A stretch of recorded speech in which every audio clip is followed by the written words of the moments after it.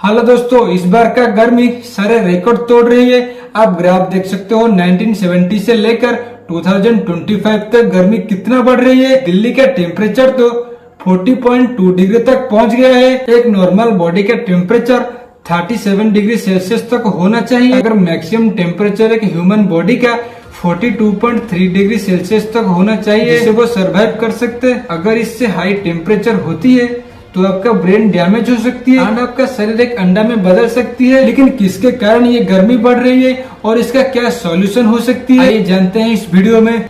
हमारे पूरी साल में तीनों ही मौसम होती है, बारिश, गर्मी और सर्दी। ये तीनों ही एक के बाद एक आते हैं, जिसे कंट्रोल करती है लाल नीना और एल नीनो। ये नाम बड़े छोटा लग रहा होगा, लेकिन ये पूरी धरती के मौसम को कंट्रोल करती है। हम जब भी समुद्र और नदी के किनारे जाते हैं तो हमें ज्यादा ठंडा हवा लगती है।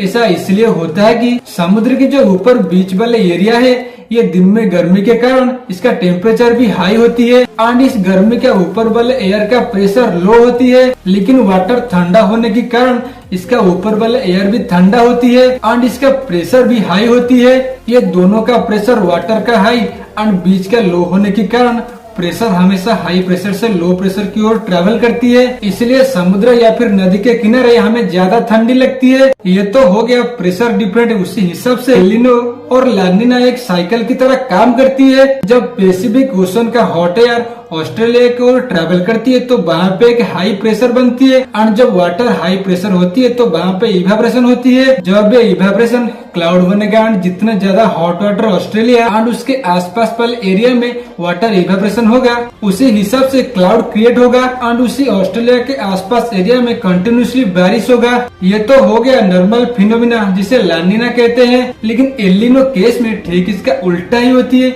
हॉट एयर पैसिफिक ओशन से ऑस्ट्रेलिया की ओर नहीं, बल्कि ऑस्ट्रेलिया से पैसिफिक ओशन ट्रैवल करती है और बारिश पैसिफिक ओशन के आसपास वाले एरिया में होती है। लेकिन ये चीज इंडियन मौसम के साथ क्या कनेक्शन है, इसे समझने के लिए आपको मास्करिन आइलैंड समझना होगा। बेसिकली इस आइलैंड के पास जब हाई प्रेशर क्रिएट होगा तब एक फोर्स की तरह एक्ट करेगा इंडिया की मौसम को, तभी इंडिया के आसपास बारिश होगा। लेकिन जब हाई प्रेशर ऑस्ट्रेलिया में बनेगा तभी इंडिया के मौसम में चेंज होगा।